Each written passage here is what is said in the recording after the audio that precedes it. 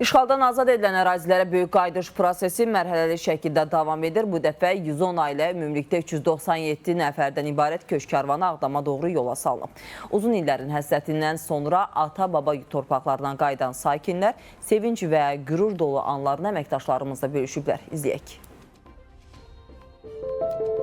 Səhərin erkən saatlarından etibarən yola hazırlıq görülür. Uzun illərin həsrəti, sevinç və qürur hissi ilə əvəz olunur. Ailələr avtobuslara əyləşərək azad olunan Ağdamda yeni qurulan həyatlarına doğru ilk addımlarını atırlar. 10 illiklər boyu yurt həsrəti ilə yaşayan insanlar bu günü səbirsizliklə gözləyiblər. İndi isə həmin həsrət doğma torpağa qovuşmağın sevincinə çevrilib.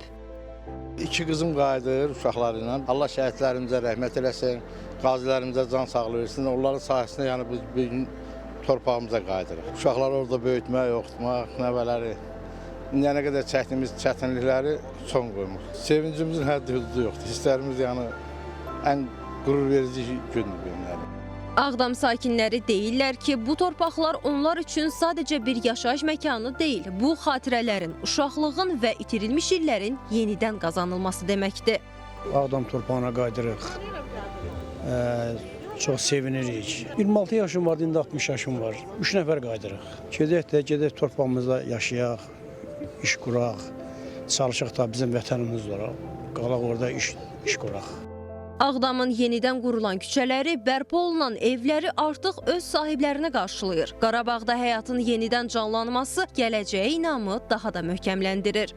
Şükür Allah'ın böyüklüyünə, büyüyünü çox həsrətlə gözləmişik. Sevincimizin həddi hududu yoxdur. 19 yaşında çıxmışam, 53 yaşım var. Gəlinimdir, oğlumdur, nəvələrimdir, 5 nəfər.